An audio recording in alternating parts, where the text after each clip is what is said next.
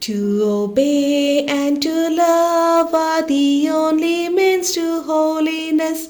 There isn't any other way for a religious or for any Christian. Obedience facilitates one's actions and brings peace to one's life.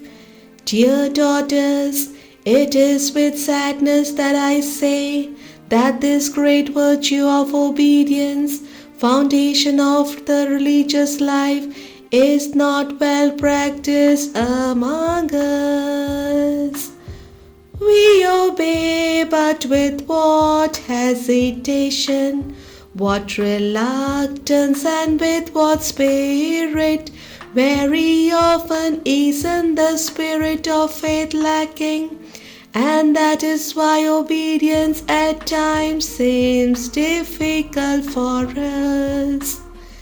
There isn't any action so humble and self-effacing than that of obedience, which has the secret of pleasing God and of meriting heaven.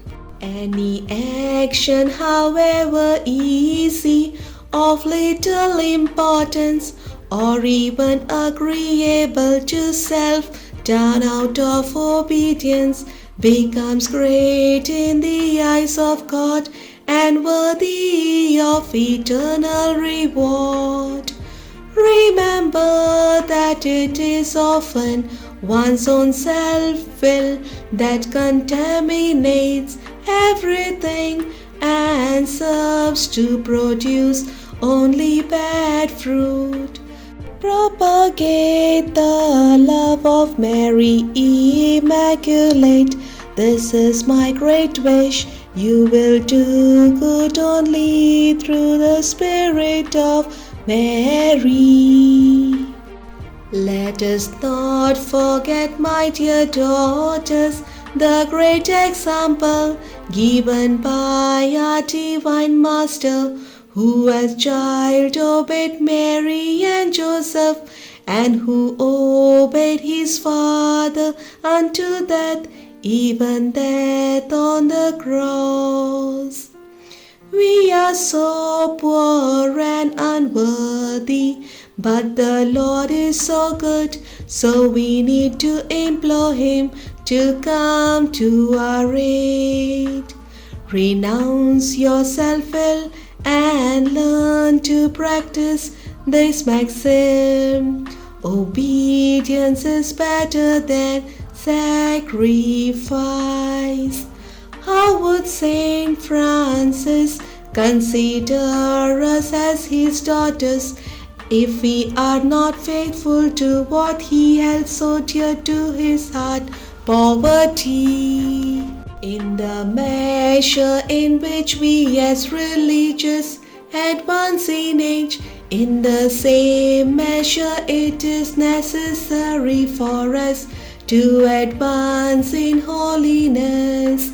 Be obedient to your superiors, charitable to one another, and truly devoted. Do your adoration well and help the poor. My dear loved daughters, live well within your rule in being truly obedient to the one who holds for you the place of God. By obedience I have given all of you to Jesus, so that you accomplish His holy will. Alas, we have so little love for holy poverty that we practice it half-heartedly and with lukewarmness. It is not poverty, but love for poverty which makes us truly poor. Even if a sister suffers the privations of the necessary things of life. She is not truly poor if she is not happy to imitate the example of Jesus and does not accept these privations for love of Him.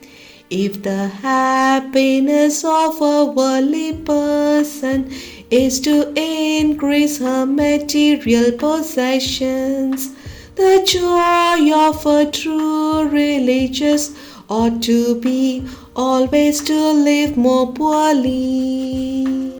Pray for your Bishop Emil Freppel. It is to him that you owe your existence.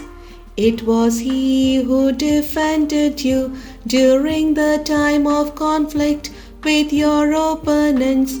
Without him, you certainly would not have survived as a congregation. The love which we must have for poverty ought to manifest itself in all our actions.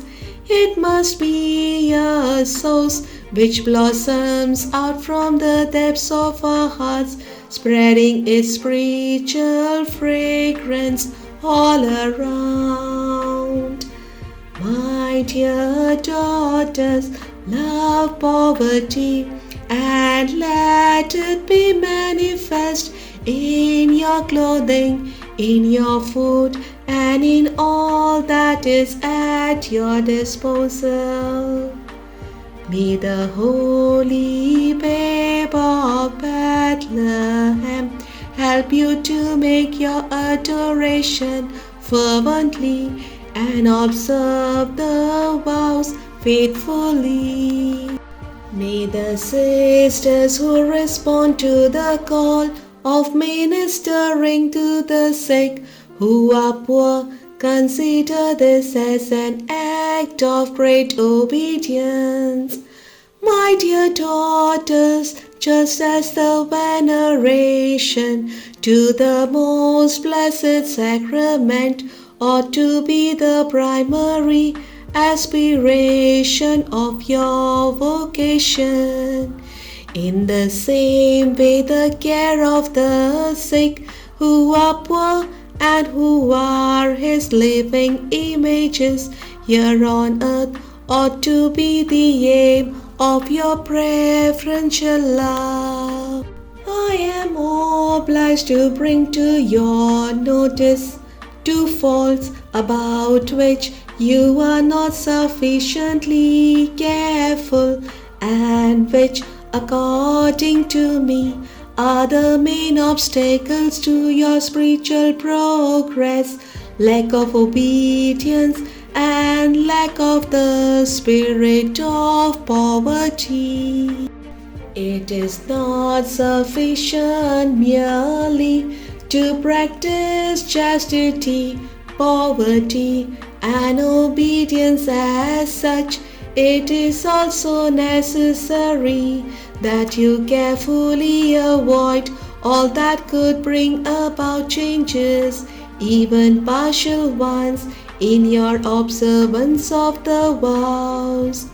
Do not forget that according to the unanimous opinion of the masters of the spiritual life, the one who repeatedly fails in virtue and makes no sincere effort to overcome her faults does not advance in the way of perfection. I desire nothing but heaven in order to see there Jesus, Mary, and our Father Founder.